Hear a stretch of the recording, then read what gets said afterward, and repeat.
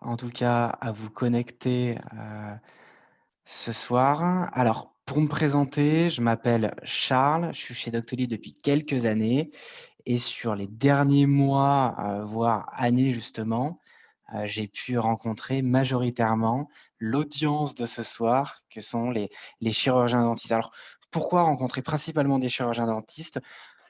Principalement parce que vous avez tous, on va dire, une spécialité différente et des organisations qui font, que la spécialité de chirurgien dentiste, est spéciale. Vous êtes tous des entrepreneurs, vous avez des consommables, vous avez des forts investissements, donc très souvent, vous êtes en fait de véritables chefs d'entreprise. C'est pourquoi ce soir, quand on vous a concocté un webinar spécial sur la qualification, de la patientèle.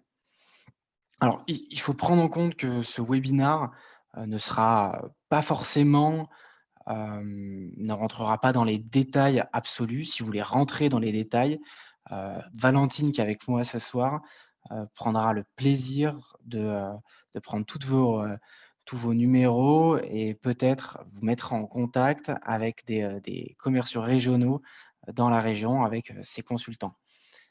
Ce qu'il faut savoir, c'est que ce soir, nous allons tout d'abord présenter les chiffres de Doctolib en introduction, mais par la suite, nous allons rentrer un petit peu plus dans le détail avec une présentation du produit, un petit zoom sur la plateforme, de prise de rendez-vous sur Doctolib et surtout, n'hésitez pas, si vous avez bien sûr des questions, vous avez tout en bas de la page un petit chat qui s'appelle Q&R, donc Q et R, sur lequel vous pouvez poser des questions, tout au long de ce webinaire, c'est-à-dire pendant les 20-30 minutes qui vont venir ensemble.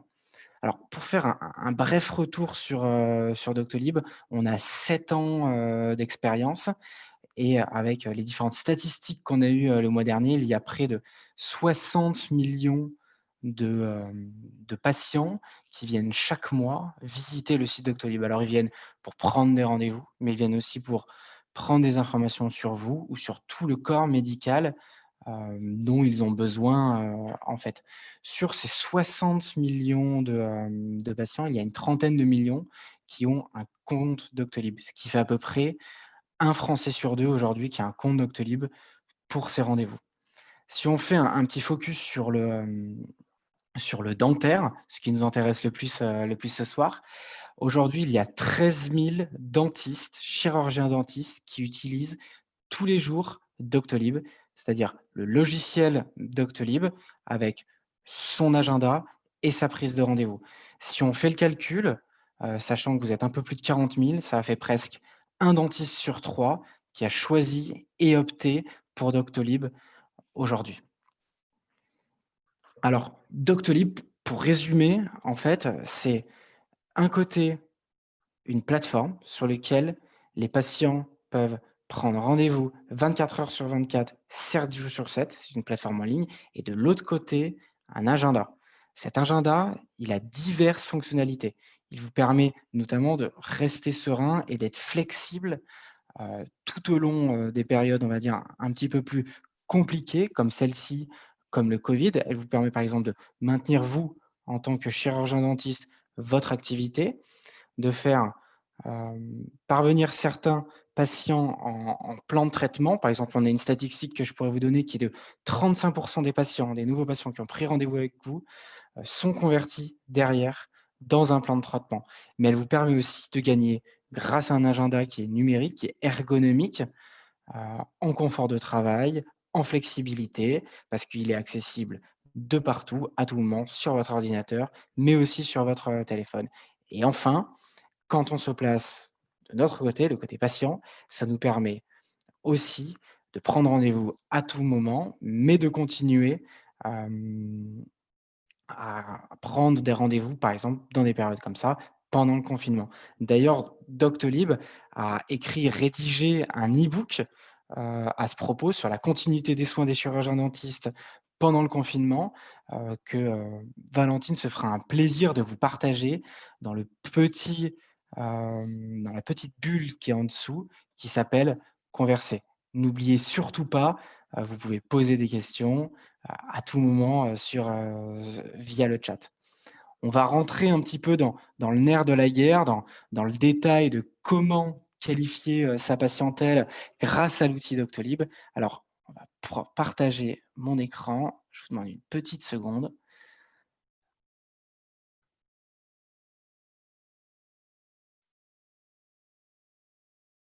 Une petite seconde.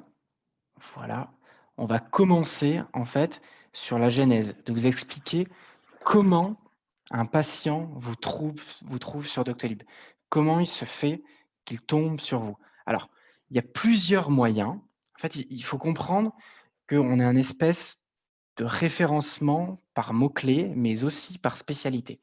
C'est-à-dire, je peux vous trouver ici grâce au mot chirurgien-dentiste, plus la zone, et je tomberai sur une liste de chirurgiens-dentistes, mais je peux aussi tomber sur vous grâce à des expertises que vous aurez choisies. Par exemple, si vous faites des implants, en tapant directement chirurgien implantaire, implantologue dentaire, je peux tomber sur des actes que pratique le chirurgien dentiste. C'est pourquoi il est tout le temps très important de cadrer votre activité via les expertises et actes. Je vais y revenir après. Ou enfin, je peux directement choisir le médecin, le dentiste que je connais. Par exemple, ici, avec le docteur, qui est un exemple. Là, c'est l'exemple d'une fiche Doctolib que le docteur a remplie lui-même. Il a, sur cette fiche Doctolib, rempli des expertises et complété ses actes et symptômes qu'il pratique au cabinet. C'est ce que je vous ai montré juste avant. C'est la possibilité de cadrer son activité via des actes et des symptômes pour qu'on puisse, dans un second temps, nous, en tant que patients, vous retrouver grâce à ces actes et ces symptômes. Ça, c'est le premier point qui est intéressant. Le second, qui va nous permettre de vous retrouver, c'est les motifs de consultation. Pourquoi les motifs de consultation? Parce que sur le site Doctolib, lorsque je fais une recherche de votre spécialité plus une zone, je vais avoir la possibilité de filtrer selon les motifs de consultation. Donc, toujours bien choisir des motifs de consultation qui nous correspondent et qu'on a vraiment envie de pratiquer pour que les patients qu'on a vraiment envie de voir au final trouvent le bon chirurgien dentiste.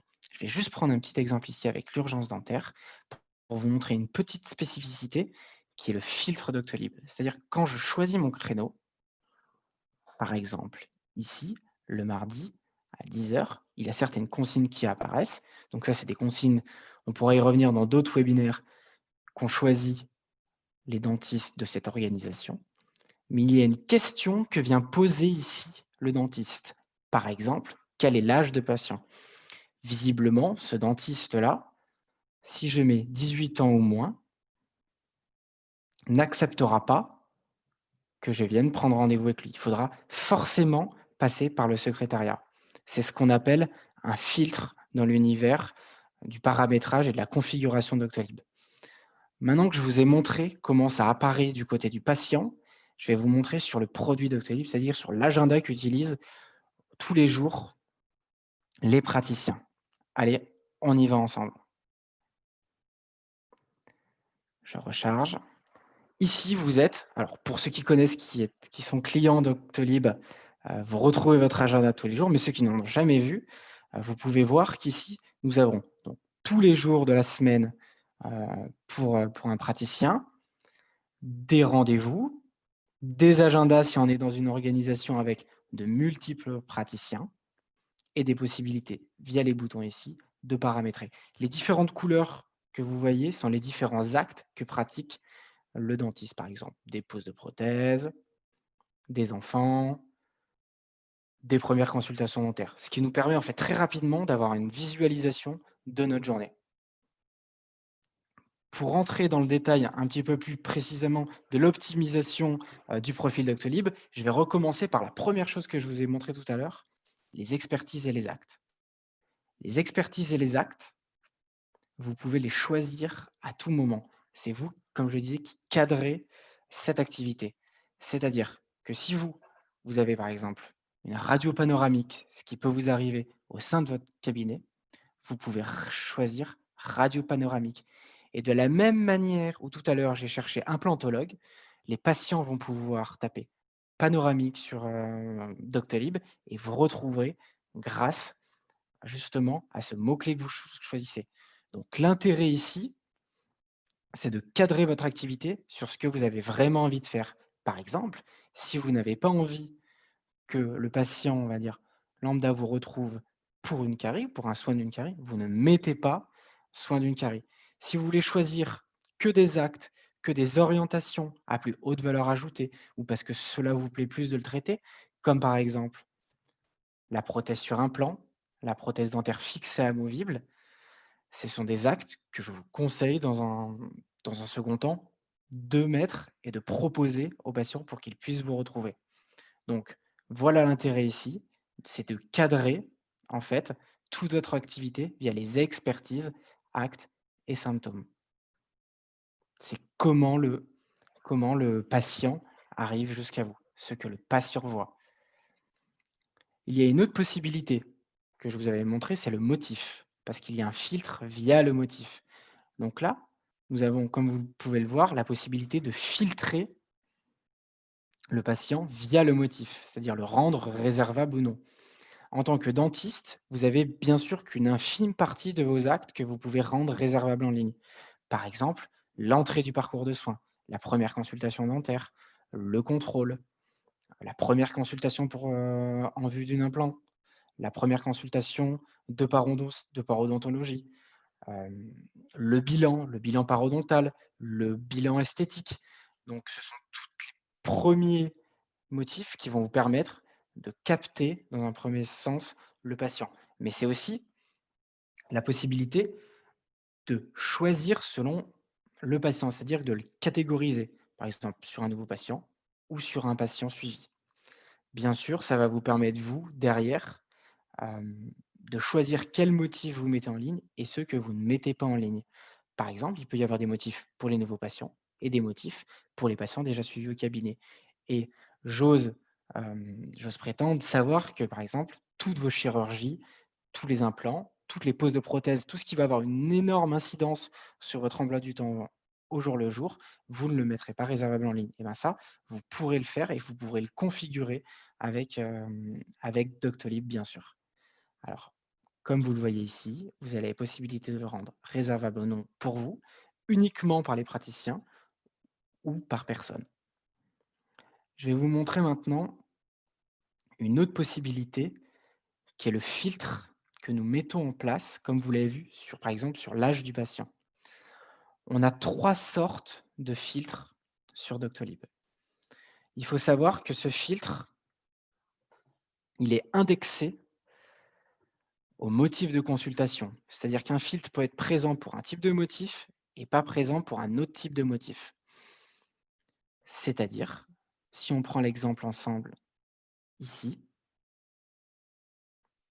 ou sur le patient suivi, pour la consultation de suivi dentaire, ce qui est un peu le contrôle, le détartrage, tous les patients qui sont déjà venus au cabinet, on va être capable de leur dire et de se dire: «Ce patient-là est déjà venu à votre cabinet, il va pouvoir prendre rendez-vous en ligne avec vous».